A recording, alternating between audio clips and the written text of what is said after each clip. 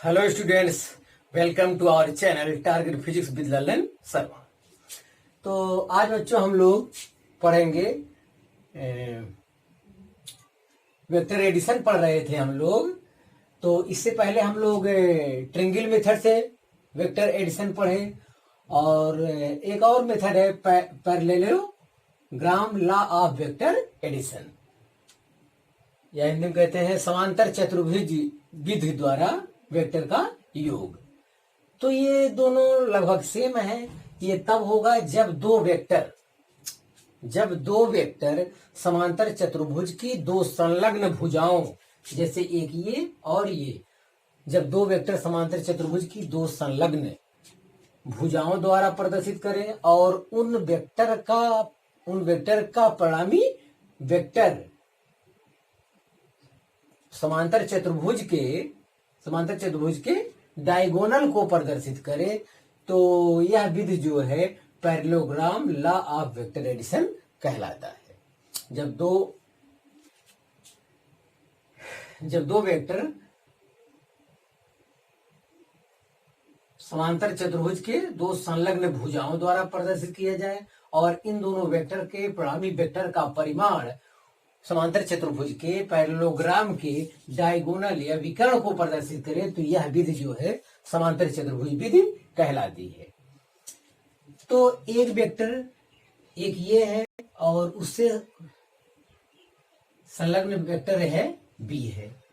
तो अब इसको कैसे जोड़ा जाए वेक्टर बी द्वारा? तो इस वेक्टर का प्रक्षेप इस वेक्टर के समांतर एक वेक्टर इधर ले लेंगे, तो ये वेक्टर कहाँ माना जाएगा? ये वेक्टर भी यहां माना जाएगा, कल की तरह समांतर वेक्टर।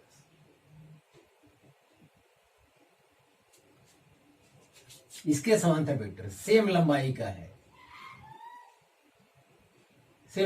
है और सेम एंगल पे है, मतलब ये थीटा कोण पर है, यहां भी थीटा कोण पर है और मैग्नीट्यूड भी इसका क्या है, समान है। तो इससे पहले कल वाले की तरह अब ये ट्रिंगल मेथड से हम लोग जोड़ लेंगे। ये हमारा ए वेक्टर ये हो जाएगा, यहाँ वाला वेक्टर यहाँ मान लेंगे, ये वेक्टर बी हो जाएगा। तो ए वेक्टर प्लस बी वेक्टर बराबर परिणामी वेक्टर आर, अर्थात ए प्लस बी। अब पहले जैसे वाला हो गया। तो अब फिर कल की तरह इन right angle triangle O T S में हम ले लेंगे, तो O S square equal to O T square plus S T square यहाँ कर देंगे।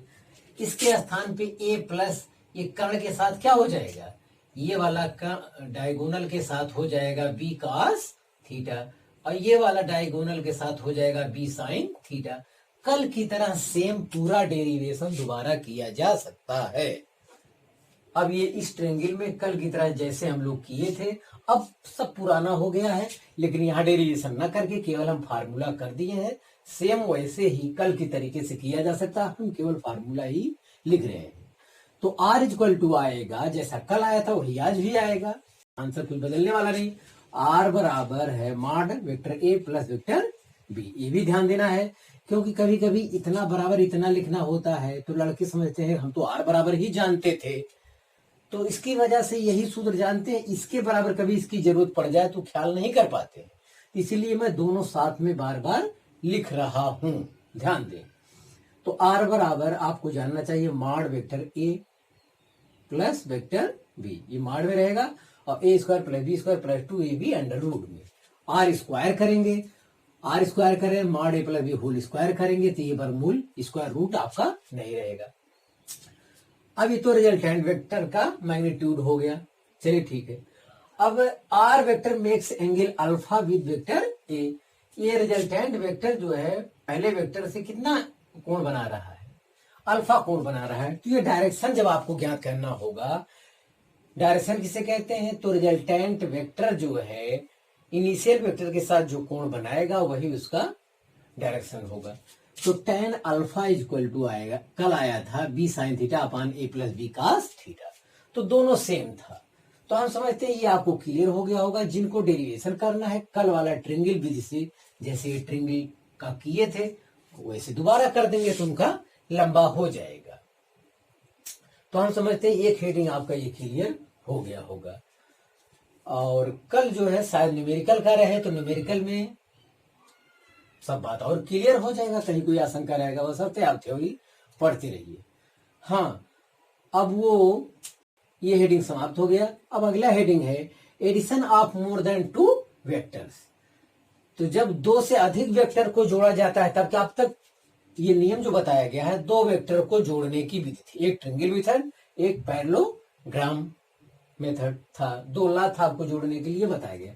अब अगर 2 से अधिक वेक्टर जोड़ना हो तब क्या होगा, 2 से अधिक वेक्टर अगर आपको जोड़ना है तब भी बच्चों जोड़ने का जो नियम होता है वो सेम होता है। मान लेते हैं एक वेक्टर है, ये दर्शाया गया है, और एक दूसरा वेक्टर है बी, इस दिशा में दर्शाया गया है किसी कोण पर, एक तीसरा वेक्टर है सी है, एक चौथा वेक्टर है डी है।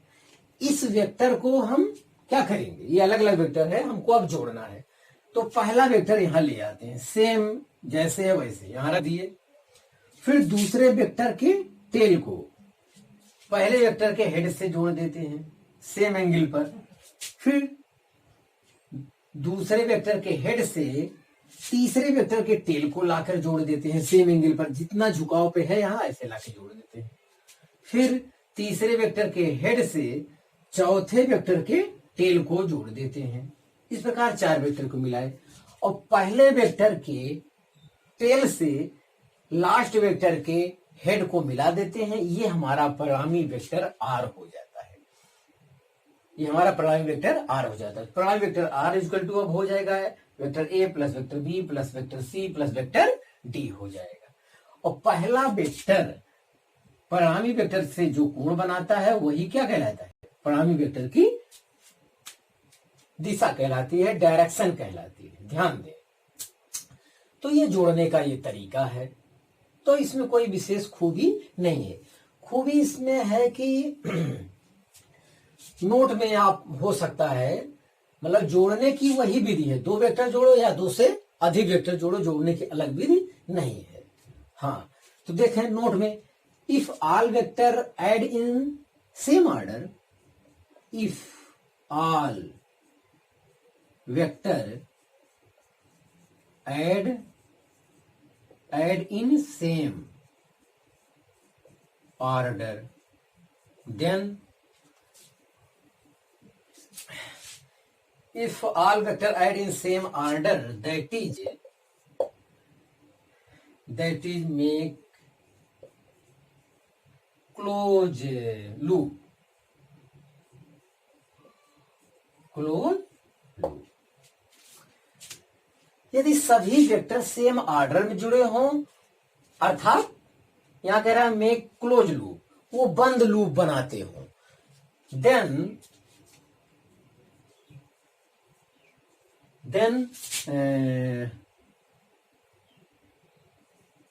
Are vector is equal to 0। तो परिणामी वेक्टर का परिणामी वेक्टर क्या आएगा, वो 0 हो जाएगा, ये 0 वेक्टर हो जाएगा। तो परिणामी वेक्टर का, अब यही वेक्टर है सेम ऑर्डर में, ऐसे जोड़ दिए आप, ऐसे जोड़ दिए, ऐसे ले आके जोड़ दिए, ऐसे जोड़ दिए, और फिर उसी ऑर्डर में, उसी ऑर्डर मतलब यहां देखो ये गया ये गया, ये सेम ऑर्डर है, सेम ऑर्डर सेम क्रम में, लेकिन यहां अपोजिट क्रम में जोड़ा गया है। अगर एक चौथा वेक्टर हो जो आके पहले वेक्टर से फिर मिला देंगे तो ये कहा जाएगा क्या, आपने सेम ऑर्डर में जोड़ा। ये सेम ऑर्डर नहीं है, ये सेम ऑर्डर नहीं है, ये सेम ऑर्डर है। जब कई वेक्टर को, जब n वेक्टर को सेम ऑर्डर में जोड़ देंगे और लास्ट वेक्टर सेम ऑर्डर में जुड़कर पहले वेक्टर के टेल से मिल जाएगा, तो ऐसी दशा में परिणामी वेक्टर का परिमाण क्या आएगा, 0 आएगा, मतलब वो 0 वेक्टर तब हो जाएगा। इसका आर वेक्टर कितना आएगा, 0 आएगा। ये ध्यान देना है।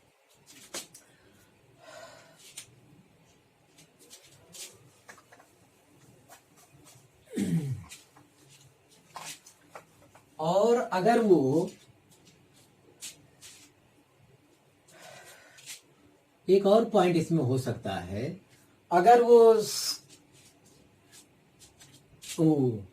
उसका परिमाण भी सेम रहे और जो आप वेक्टर जोड़ रहे हैं उनका मैग्नीट्यूड भी सेम रहे और एंगल भी सेम बनाते हो, 2 वेक्टर के बीच जो एंगल है वो क्या बनाए, 2 वेक्टर के बीच एंगल, जैसे ये और जैसे ये ये एंगल हमेशा क्या रहे, सेम रहे, और वो क्लोज लूप बनाते हो, तब फिर उसका भी क्या आएगा, 0 आएगा।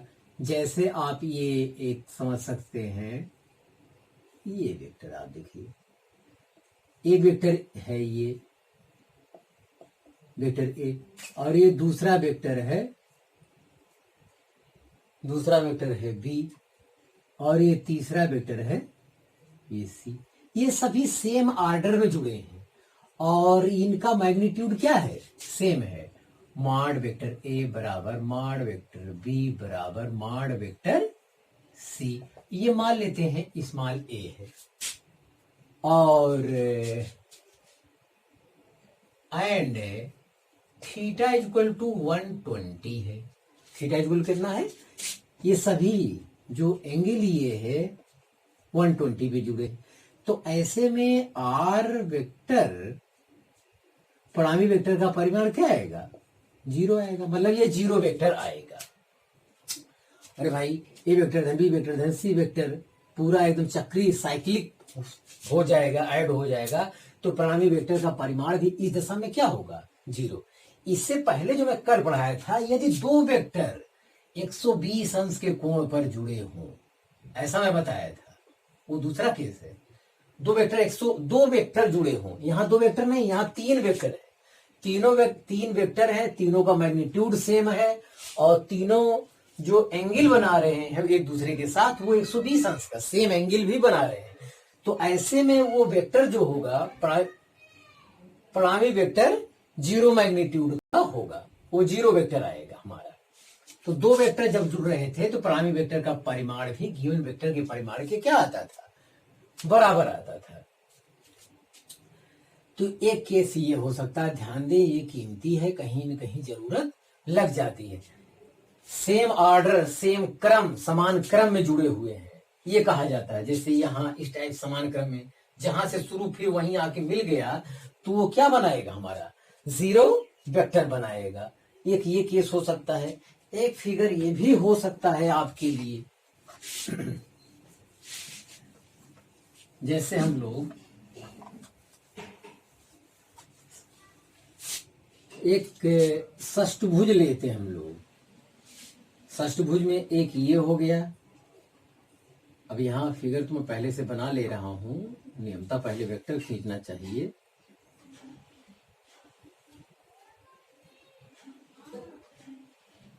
एक ये हो जाएगा, यहां पे ये है, सभी वेक्टर मैग्नीट्यूड में सेम है, और ये सभी वेक्टर कितना एंगल बनाते हैं, कहीं से भी देख लेंगे, ये हमेशा कितना बनाते हैं, सेम, हर जगह 60।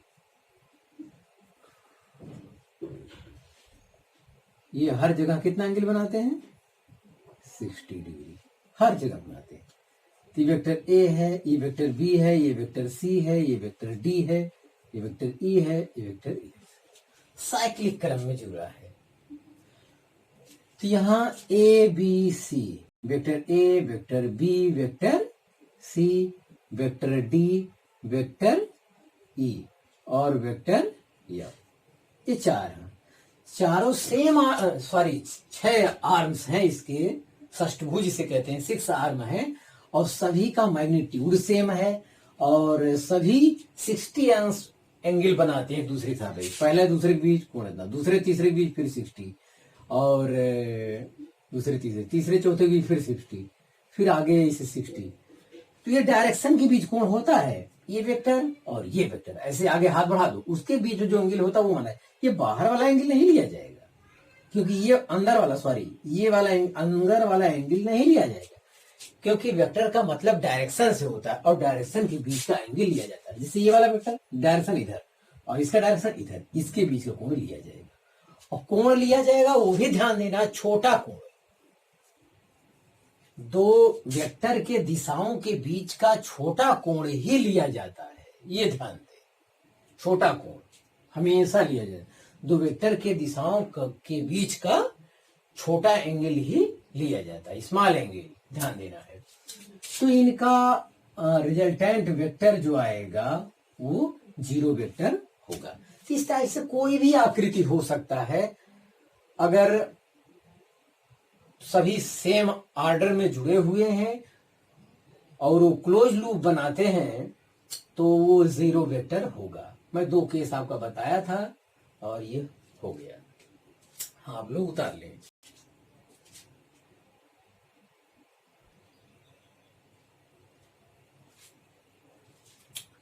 तो हाँ विद्यार्थी, अगला हेडिंग हम पढ़ेंगे सब्सट्रैक्शन ऑफ 2 वेक्टर, 2 वेक्टरों का घटाना। तो वेक्टरों का घटाना भी एक प्रकार से जोड़ना ही है। वेक्टरों का सब्ट्रैक्ट करना ऐड करने के तरीके से ही किया जाता है, उसके लिए कोई अलग विधि नहीं है। तो जैसे एक वेक्टर आपका ए है, एक वेक्टर बी है, ये थीटा एंगल पर है। अब वो वेक्टर को ऐड करने के बजाय वेक्टर को घटाना चाहता है, वेक्टर ए में से वेक्टर बी को घटाना चाहता है। तो जिस वेक्टर को सब्ट्रैक्ट करना होता है उसकी डायरेक्शन को हम चेंज कर देते हैं। तो जैसे इसकी डायरेक्शन, ये बी ऊपर की ओर था अपने मैग्नीट्यूड के साथ, इसे क्या कर देते हैं, नीचे कर देते हैं। अपोजिट वेक्टर जिसे आप कहते हो भाई, विपरीत वेक्टर के सेम मैग्नीट्यूड होता है, दोनों का सेम मैग्नीट्यूड होता है, बट उसका डायरेक्शन चेंज होता है। ये इधर की ओर था तो हम डायरेक्शन केवल चेंज कर दिए, इधर की ओर बना लिए, तो ये हो जाएगा माइनस वेक्टर बी। अब वेक्टर ए और वेक्टर माइनस बी को देखिए, आर बराबर है vector A minus vector B, इसे हम लिख सकते हैं वेक्टर ए प्लस ब्रैकेट में माइनस वेक्टर बी। अब इस वेक्टर को और इस वेक्टर को जोड़ने के नियम से जोड़ देंगे और ऐड करने का नियम भी फॉलो हो जाएगा और ये सब्ट्रैक्शन का नियम हो जाएगा। तो जिस वेक्टर को घटाना होता है उसके डायरेक्शन को चेंज करके जोड़ने के ला से आप उसे जोड़ दीजिए, ऐड कर दीजिए उसको, बस कुछ करना नहीं है। तो अब इसको एक वेक्टर यहां से एक, ये पैरेललोग्राम मेथड है, अभी हम लोग किए हैं। एक वेक्टर यहां है, एक वेक्टर यहां है। अब ये दोनों पैरेललोग्राम के 2 साइड को व्यक्त करते हैं और इनका परिणामी, तो ये वाला वेक्टर हम मान लेंगे क्या, यहां आ गया है समांतर चतुर्भुज वाले के हिसाब से। ये वेक्टर अगर यहां आ गया तो vector A plus minus vector B बराबर परिणामी वेक्टर आर। तो परिणामी वेक्टर आ जाएगा vector A plus minus vector B, तो अंत में आएगा ए माइनस बी। इस प्रकार से वेक्टर का घटाना भी हो जाएगा। या और सरल भाषा में समझना चाहिए, इस चित्र में आपको अगर परेशानी हो रही है तो जैसे 2 वेक्टर हैं, ये वेक्टर ए और वेक्टर बी, ये परस्पर लंबवत है, तो इनका परिणामी वेक्टर अगर इसे हम ऐड करते तो आता vector A plus vector B आता, ऐड करते। अब क्या नहीं, बी को घटाना है, तो बी को घटाना है तो यही हम ट्रायंगल क्या कर लेंगे, माइनस कर लेंगे। अब फिर जोड़ ऐड कर लेंगे, ये हो जाएगा। ये वेक्टर आर बराबर हो जाएगा vector A minus vector B, इस टाइप से।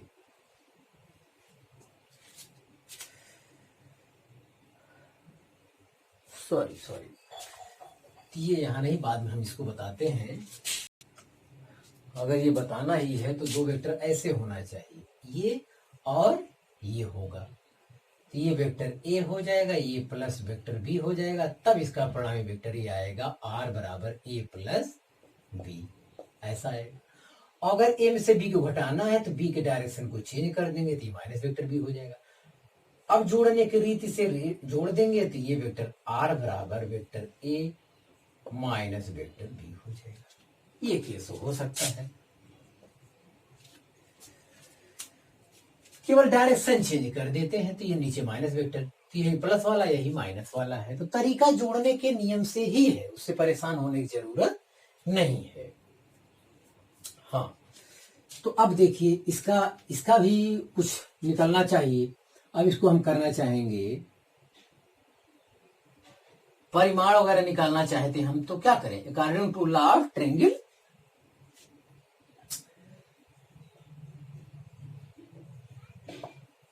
According to law of triangle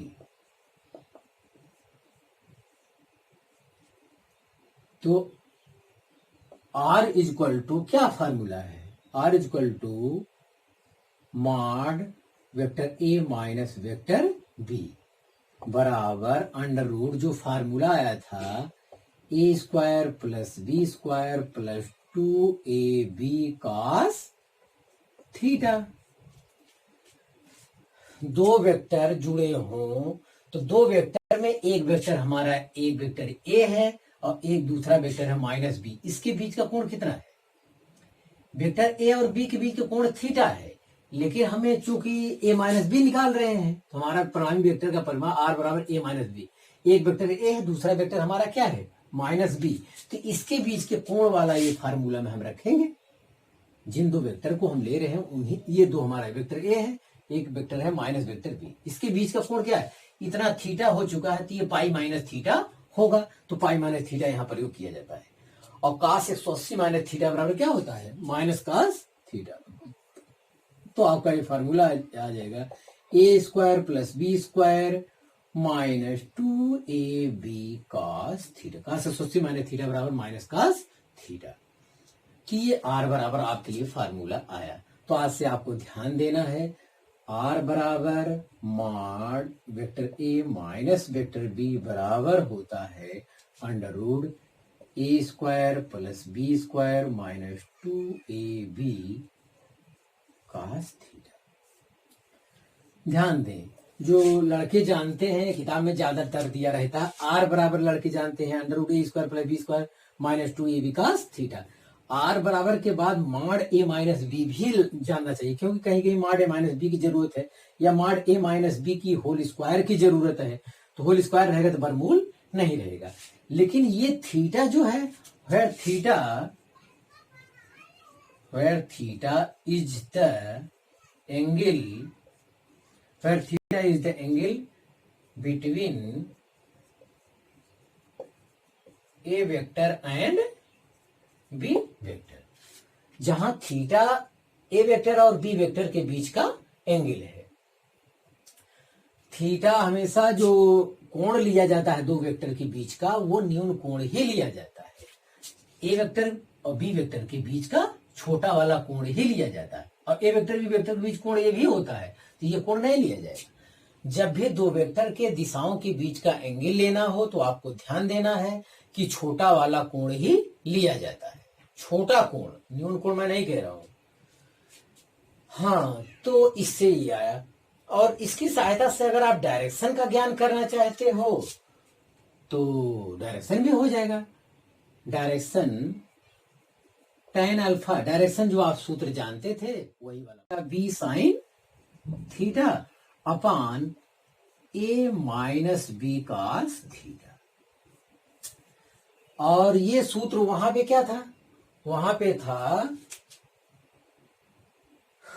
B sine theta बटे ए प्लस बी cos थीटा था, क्योंकि वहां माइनस बी वेक्टर नहीं था वहां प्लस बी वेक्टर था, तो ये प्लस में वहां रखा गया था। तो इतना है, इतना आप उतारिए, फिर स्पेशल केस हम कुछ पढ़ते हैं।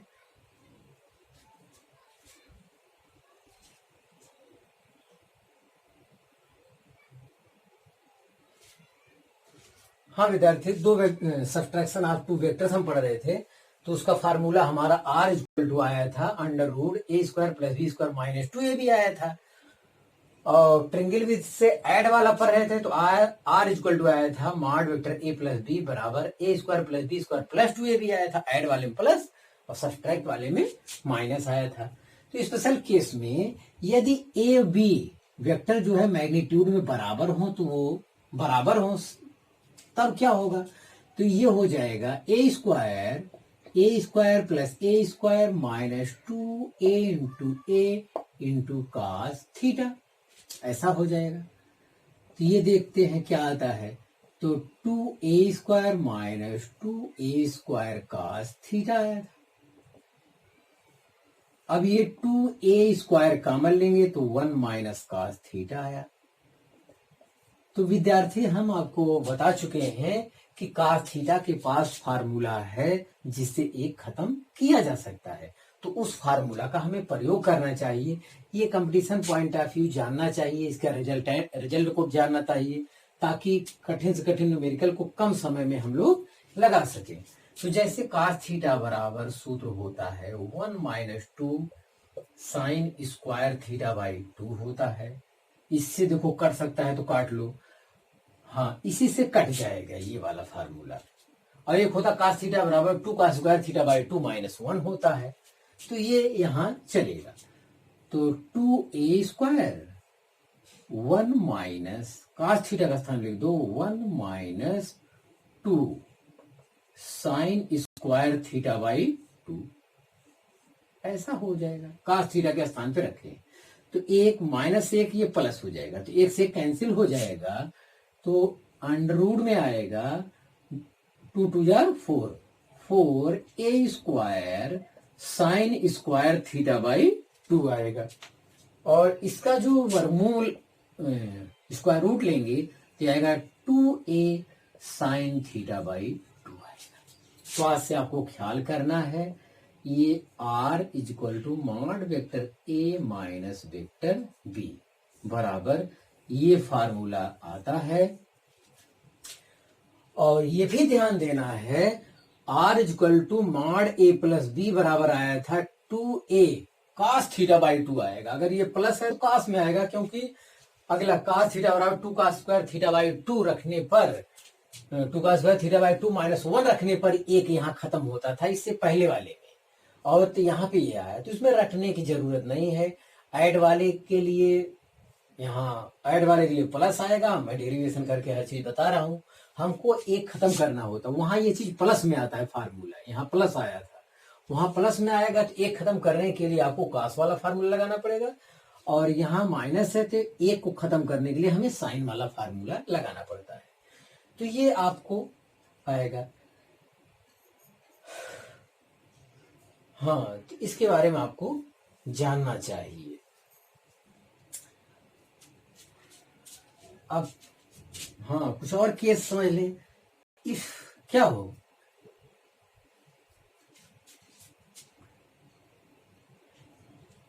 यहां विशेष स्थितियां में कह दिया जाए इफ थीटा = 60 डिग्री, वो ट्रेंगल का दोनों साइड सेम हो, और यहां तो एंगल कितना था, थीटा था, और थीटा बराबर क्या रख दिया जाए, अगर 60 रख दिया जाए तब क्या होगा, तो थीटा बराबर 60 अगर रख देंगे तो r बराबर 2a साइन 60 बाई 2, तो 2a साइन 30 या 2a साइन 30 मान 1/2 यहाँ कट जाएगा, कितना आएगा a। इसका मतलब है कि अगर दो वेक्टर को 60 अंश के कोण पर ऐड किया जाए, 60 अंश के कोण पर दो वेक्टर हों, कितने कोण पे, 60 अंश के कोण पे, ये वाली थीटा कितना हो, 60 अंश के कोण पर जुड़े हों, तो उनका परिणामी वेक्टर जो है गिवन वेक्टर के मैग्नीट्यूड के बराबर आएगा। तो ये ध्यान देना है।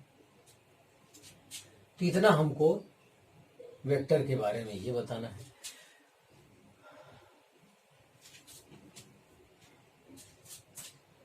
तो ये फार्मूला जरूरी है, इस पर आप गौर करें। r बराबर 2a साइन थीटा बाई 2 हो जाएगा।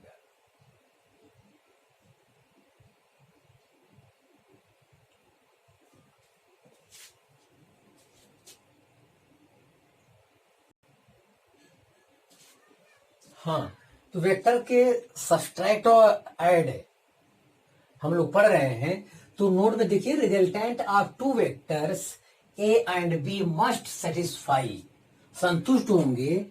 जो r का मैग्नीट्यूड जो है वो a माइनस बी वेक्टर से क्या हो सकता है, बड़ा भी हो सकता है और बराबर भी हो सकता है,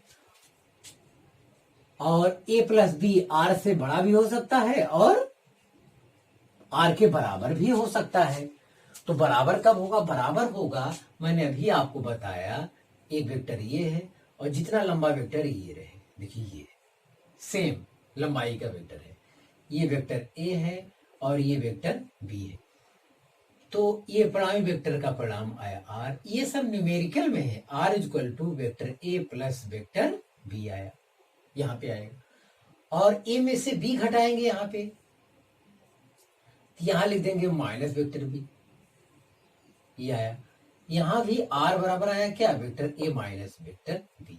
यहां पे mod vector A plus B is equal to हो जाएगा mod vector A minus B.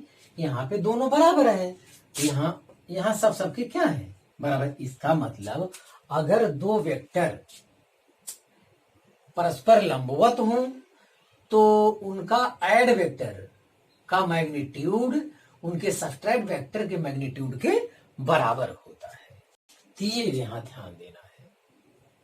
तो ये दो वेक्टर परस्पर लंबवत हों तो ये बराबर वाला केस भी होगा, और ये फार्मूला हमेशा क्या करेगा, संतुष्ट रहेगा।